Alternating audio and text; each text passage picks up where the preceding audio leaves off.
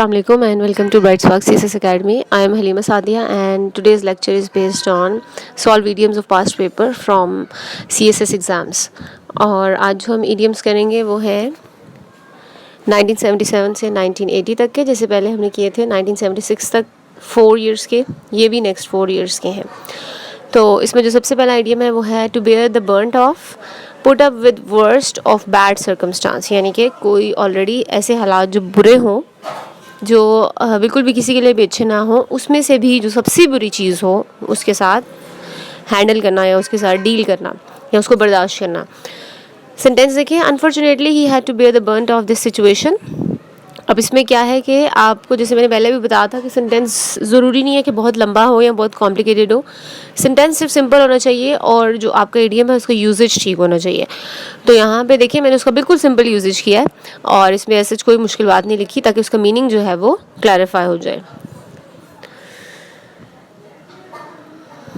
Next one is to call a spade. Meaning देखिए, a spade is one speaks frankly and makes little or no attempt to conceal their opinions or to spare the feelings of their audience. अब इसका क्या मतलब है? इसका मतलब है कि कोई भी ऐसा इंसान या कोई भी ऐसा पर्सन या कोई भी ऐसा ह्यूमन बीइंग जो कि अपने जो असल ओपिनियन हो, अपने जो असल पॉइंट ऑफ व्यू हो, उसको रिवील ना करे, बल्कि क्या करे, उसको ढका छुपा रहने दे और किसी के भी सामने अपनी असल जो इंटेंशंस हैं, जो असल पॉइंट ऑफ व्यू है, वो किसी को ना बताए. ये मतलब होता है to call a spade a spade. और इसका सेंटेंस देखिए, he is so cunning that he prove himself to call spade a spade. यानी कि इसका पॉजिटिव सेंस में मीनिंग है. मैंने कनिंग का वर्ड यूज़ किया. कनिंग का वर्ड मैंने इसीलिए यूज़ किया ताकि उससे ये बात प्रूफ हो कि हम इसका मीनिंग जो है वो नेगेटिव सेंस में ले रहे हैं. Number 3, to fight shy of. और इसका मतलब है, क्योंकि अब इसमें शाय का वर्ड यूज़ हो रहा है, तो शाय का मतलब यही होता है कि आप किसी के साथ ओपन नहीं है, किसी के साथ फ्रेंडली नहीं है, आप थोड़े इंट्रोवर्ट हैं, आप इतने ज़्यादा सोशलाइज नहीं हैं. अवॉइड मीटिंग और कन्फ्रंटिंग समवन के मतलब शाय से आप इसका वर्ड याद रखिए कि इसी से पता चल रहा है कि आप किसी के साथ सोशलाइजेशन की बात नहीं करें, बल्कि किसी चीज़ को अवॉइड करने की, उसे निगलेक्ट करने की कोशिश करें. तो इसमें मीटिंग या कन्फ्रंटिंग वाली चीज़ आ जाएगी. You are such a people pleaser that is why you manage to shy off with everyone. People pleaser कौन होते हैं? ऐसे लोग होते हैं जो कि किसी को बुरा नहीं कह सकते हैं, किसी को उनकी गलती के लिए, अगर उनकी गलती हो भी तो उसके लिए उन्हें कन्फ्रंट नहीं कर सकते. तो इसलिए इसका इसी सेंस में यहाँ पे यूजेज आया है. To cry over the spilled milk, ये तो एक आम सा इडियम है और बहुत ज़्यादा यूज़ भी होता है. कि जैसे उर्दू में कहते हैं कि जब वक्त गुजर जाता है तो फिर आप पछता रहे होते हैं कि आपने ऐसा क्यों किया. रिग्रेट करना किसी चीज़ पे, पछताना किसी चीज़ पे, मतलब ऐसी चीज़ जिसको आप ठीक नहीं कर सकते, बस वो चली गई है, ख़त्म हो गया. Getting upset after something has gone wrong. Pointless is pointless, it can't be change, so it should be accepted. इसका सेंटेंस देखिए, regretting over your decision is now like to cry over spilled milk, कि अब उसका कोई फ़ायदा नहीं, अब आप उसको चेंज नहीं कर सकते. Next one is to burn the candle at both ends. ये वाला हमने 1974 वाले में भी किया था और उसमें मैंने इसका मीनिंग भी एक्सप्लेन किया था और इसका सेंटेंस भी बताया था. तो आपने अगर इसका सेंटेंस देखना है, so you can check it from 1974 idioms, meaning and sentences.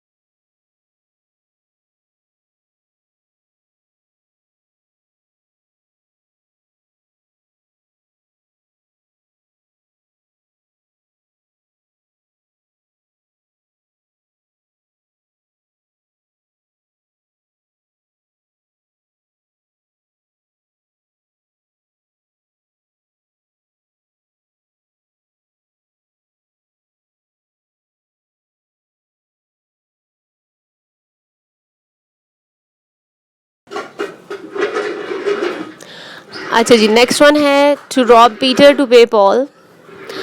और इससे क्या मतलब है, try to solve one problem but create another in doing so, यानी कि एक मसला हल कर देना और उसके अलावा कोई और भी क्रिएट कर देना, यानी कि कम्प्लीटली किसी चीज़ का सोल्यूशन ना निकालना, उसका हल ना निकालना, बल्कि एक मसला हल करके दूसरे मसले को क्रिएट कर देना, उसको बना लेना. We must come up with a permanent solution because it is unwise to rob Peter to pay Paul. तो यानी कि अब इसमें भी देखिए मैंने बहुत सिंपल तरह से उसको यूज़ किया है, और उसमें मैंने मतलब आपको सेंटेंस का जो पूरा एक कॉन्टेक्स्ट है, जो स्ट्रक्चर है, उसी से समझ आ रही होगी कि to rob Peter to pay Paul का क्या मतलब है कि ये कोई परमानेंट सोल्यूशन नहीं होता किसी चीज़ का. एक मसले को हल करें तो दूसरा शुरू हो जाता है, तो इसीलिए उसमें ये चीज़ मैंशन कर दी है. Next one is to take the bull by the horns. The most direct but also the most dangerous way, try to attack our problems directly and not getting worried about any risk. अब जैसे यहाँ पे लिखा हुआ है ना bull by horns. अब bull जो है it's an animal and it's a dangerous और angry animal. तो अगर आप उसके horns को यानी कि उसके सींगों को पकड़ने की कोशिश करें या उससे उसको टैकल करने की कोशिश करें तो वो मुश्किल होगा. तो यहीं से इसका मीनिंग याद रखें कि ये इसका क्या मतलब है कि किसी बहुत डिफ़िकल्ट सिचुएशन को हैंडल करने की कोशिश करना, और फिर ये भी ना सोचना कि इसका रिज़ल्ट क्या होगा या इसके कॉन्सिक्वेंसेस क्या होंगे. बस आप रैंडमली डायरेक्टली उस चीज़ को सॉल्व करने की कोशिश करें. Confronting your boss is just like taking the bull by the horns, यानी कि किसी अथॉरिटी को या किसी बॉस को या किसी भी ऐसे बंदे को जो कि आपसे ऊपर है, they have power over you, उनको हैंडल करना ऐसा ही है जैसे take the bull by the horns. Playing to the gallery, saying or doing some things that will make one popular at the expense of more important issues. अब इसका क्या मतलब, जैसे हम कहते हैं ना अक्सर कि लोगों ने बैड पब्लिसिटी अर्न की होती है.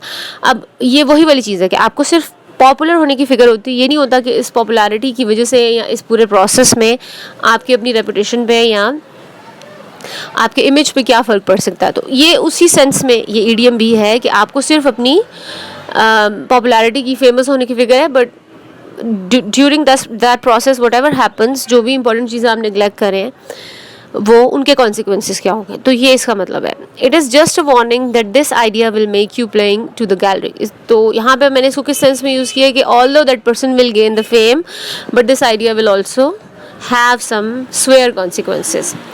Holding out the olive branch, ये भी एक आम सा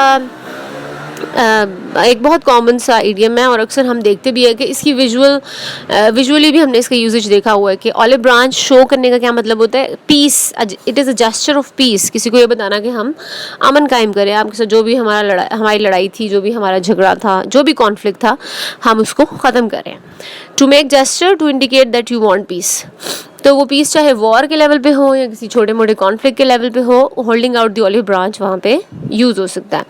B a bigger person and hold out the olive branch for your opposers. अब अपोजर्स कोई भी हो सकते हैं, कहीं पे किसी वर्क प्लेस पे हो सकते हैं, किसी पॉलिटिक्स में हो सकते हैं, किसी भी तरह के हो सकते हैं. तो इसीलिए इसको इस सेंस में यूज़ किया. टू मेक आउट, डिफ्रेंशिएट और सी स्पेशली विद डिफ़िकल्टी. इसका क्या मतलब है कि एक चीज़ को दूसरी चीज़ से अलग देखने में या उसको डिफरेंट समझने में जो आपको प्रॉब्लम होती है, उसका मतलब होता है to make out. It is really difficult to make out these statements, यानी कि ये स्टेटमेंट्स ऐसी हैं कि उनके मीनिंग मोर और लेस मिलते जुलते ही हैं या कन्फ्यूजिंग है. So it is difficult to make out. उनमें फ़र्क बताना जो है बहुत मुश्किल है. Next we have solve mediums of 1978. तो सबसे पहला जो इडियम है यहाँ पे, the acid test, something that proves whether something is good, effective और नॉट. यानी कि एसिड टेस्ट क्या होता है कि इसमें आप टेस्ट से पता चल रहा होगा कि आप किसी चीज़ को चेक करें, उसकी इफेक्टिवनेस को, उसके अच्छे बुरे होने को, उसकी नेचर को बेसिकली चेक करें. तो किसी चीज़ की नेचर को चेक करने के लिए जो टेस्ट होता है या आप उसको करने के लिए जो भी आप तरीका यूज़ करते हैं उसको एसिड टेस्ट कहते हैं. There is requirement to do the acid test before signing anything. तो मैंने इसको किस सेंस में यूज़ किया है, कॉन्ट्रैक्ट साइनिंग में या कोई डिसीजन मेकिंग में.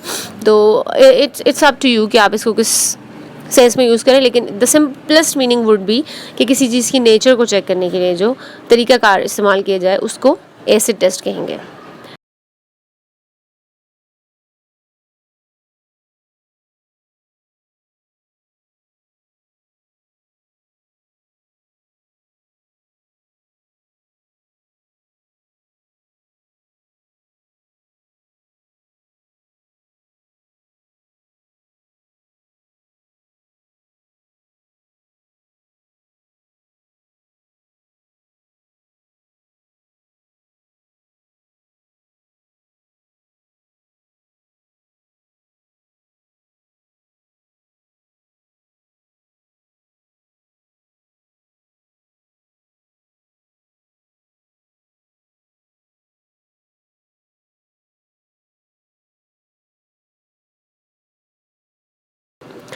Next one is a bad hat. अब इसमें बैड का वर्ड लिखा हुआ है तो यहाँ से आपको पता चल जाना चाहिए कि इसका कोई नेगेटिव मीनिंग ही होगा. Someone who deliberately stirs up trouble, मतलब कोई ऐसा बंदा जो कि जानबूझ के मुश्किलात खड़ी करे या किसी चीज़ में मुश्किलात पैदा करे, जानबूझ के मसले क्रिएट करे दूसरों के लिए भी अपने लिए भी. You should have expected such response from him. After all he is a bad hat in the family, मतलब कि ओके उसकी ऑलरेडी नेचर ही ऐसी है, इसीलिए ये एक्सपेक्ट करना चाहिए था कि ऐसा ही कुछ होगा. Next one is in a blue funk, in a state of panic और टेरर. फंक का जो वर्ड होता है, जैसे कोई कहता है कि वी हैव फंकी फीलिंग और समथिंग स्मेल्स फंकी, उसका मतलब ही यही होता है कि देयर इज समथिंग रॉन्ग. तो फंक से याद रखें पैनिक और टेरर, कि किसी को खौफो हरास फील हो रहा होगा या अजीब सा फील हो रहा होगा, बुरा फील हो रहा होगा. The movie we saw last night left us in a blue funk, यानी कि अब मूवीज़ जो है वो हॉरर मूवीज़ भी हो सकती हैं या किसी और भी इस तरह की स्टोरी हो सकती हैं which will create a terror और अ पैनिक फॉर यू. तो इसीलिए इसको मैंने बिल्कुल सिंपल यूज़ किया है. Set once cap down at heel immediately behind और इन क्लोज परसूट, यानी कि किसी के बिल्कुल इस तरह से होना जैसे आप बिल्कुल किसी के पीछे पड़े हुए हैं या किसी को फॉलो करें या किसी का हर चीज़ में आप उनके बहुत करीब करीब रहते हैं, वो हो जाएगा. तो ये नेगेटिव सेंस में यूज़ होता है. The way you set your cap down at my heel made everything awkward for me. तो इसका क्या मतलब है कि जिस तरह से तुम मेरे बहुत नज़दीक थे या थी या मेरा पीछा कर रहे थे या थी, उसकी वजह से क्या हुआ, हर चीज़ जो थी वो ऑकवर्ड होगी, वो अजीब हो गई, अनकंफर्टेबल हो गई. तो ये भी नेगेटिव सेंस में है. To die in harness expire while working keep working to the end, यानी कि जैसे कोई अपनी जॉब पे ऑन जॉब जैसे किसी की डेथ हो जाए, कोई ड्यूटी देते हुए, कोई प्रोजेक्ट करते हुए, कोई भी जो उनकी जॉब है वो करते हुए अगर किसी की डेथ हो जाए तो उसे कहेंगे to die in harness. She was committed with her work that she was so committed with her work that she died in harness, कि वो अपने काम के साथ इतनी committed थी, इतनी sincere थी, dedicated थी कि काम करते करते ही उसकी डेथ हो गई. Dead as doornail, dead as a dodo or herring. इसका क्या मतलब है, डोर नेल कैसा होता है, मतलब एक कील की बात करें ना, वो कैसा होता है, बेजान होता है, नॉन लिविंग होता है. तो यहीं से आपको पता चलना चाहिए कि डेड एज डोर नेल का क्या मतलब है, बिल्कुल पूरी तरह से किसी का ख़त्म हो जाना, टोटली और अश्योर्डली डेड, कि आपको पूरा यकीन हो कि उसकी डेथ हो गई हुई है, द पर्सन और एनिमल जो कोई भी चीज़ है, they are expired. When the police arrived at the crime scene everyone was dead as door nail, के उनके पहुंचते पहुंचते ऑलरेडी सबकी डेथ हो चुकी थी. Next one is to raise cane, behave in a troublesome way. I think you need to raise a cane otherwise they won't understand you. कि sometimes ऐसा होता है कि अगर आप प्रॉब्लम्स क्रिएट ना करें या कोई मसला खड़ा ना करें तो कोई आपको सीरियस नहीं लेता या आपकी बात नहीं सुनता. तो मैंने इसको इस सेंस में यूज़ किया हुआ है कि one should do that otherwise nobody will listen them.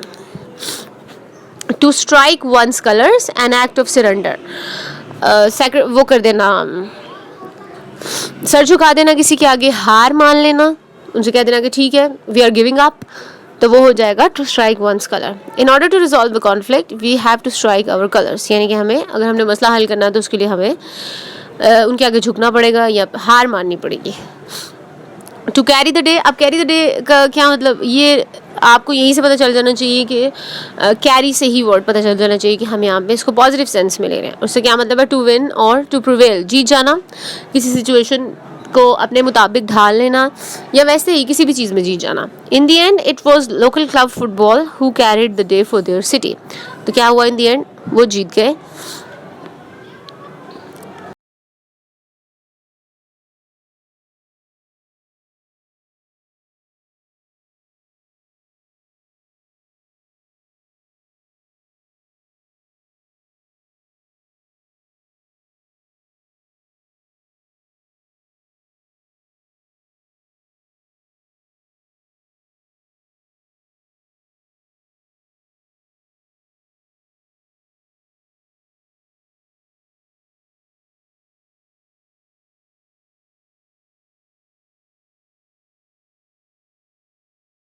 अब स्टार्ट करते हैं सॉल्व इडियम्स 1979 के.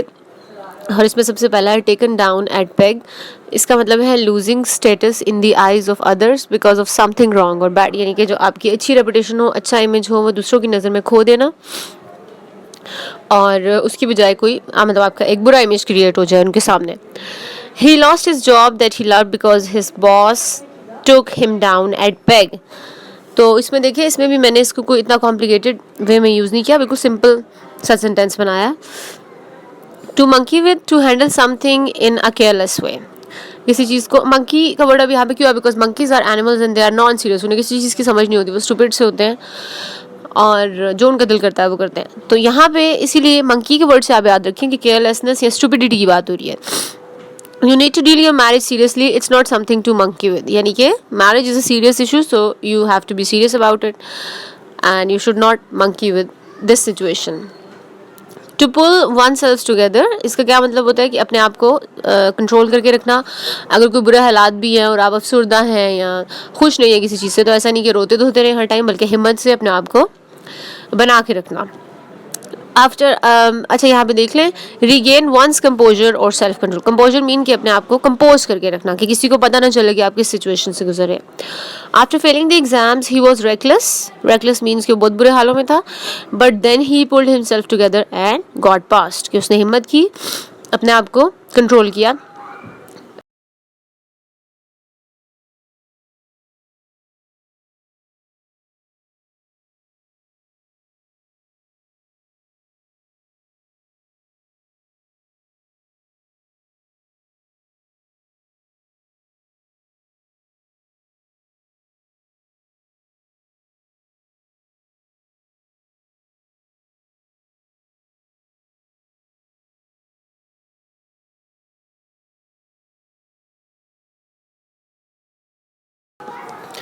नेक्स्ट इडियम देखते हैं, to rub shoulders.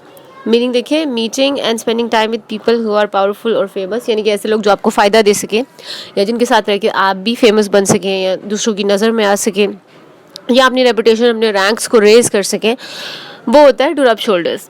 We all know it is her habit to rub shoulders whenever you need something important. तो इसका क्या मतलब है कि बेसिकली ये नेगेटिव सेंस में यूज़ होता है। तो मोस्टली हम इसमें ऐसी चीज़ें लिखते हैं कि जब लोगों ने अपना मतलब निकालना होता है तो वो फिर इसी तरह से करते हैं, they rub shoulders with others.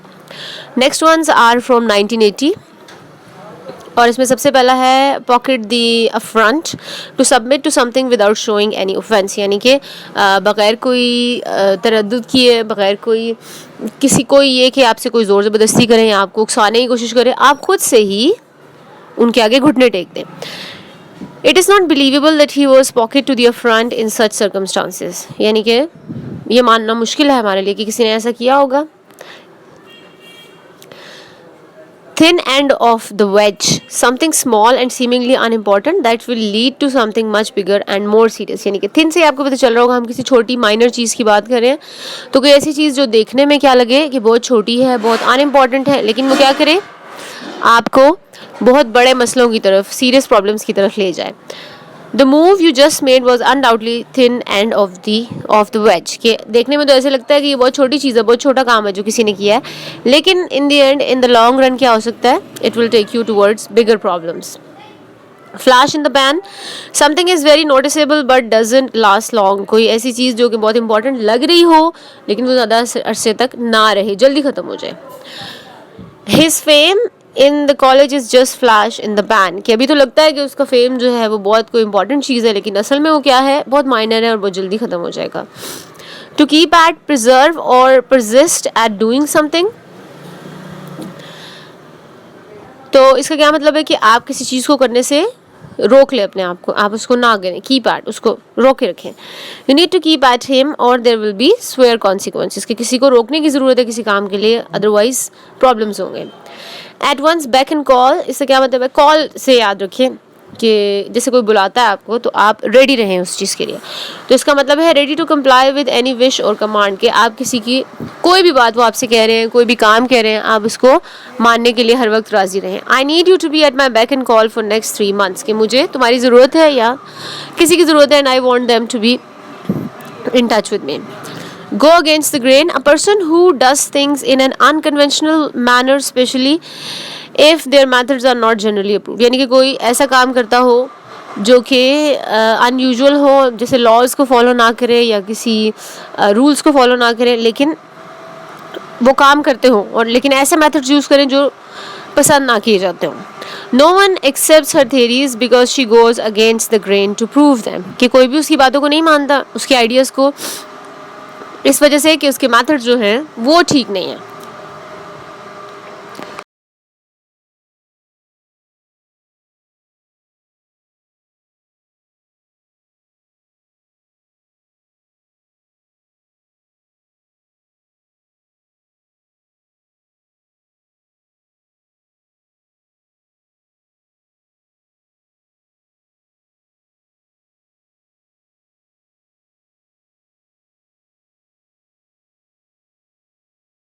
Grease to the mill, something that you can use to your advantage. यानी कि कोई ऐसी चीज़ जो आपकी ना हो या आपसे रिलेटेड ना हो, लेकिन आप उसको अपने फ़ायदे के लिए यूज़ कर सकें, ये मतलब है.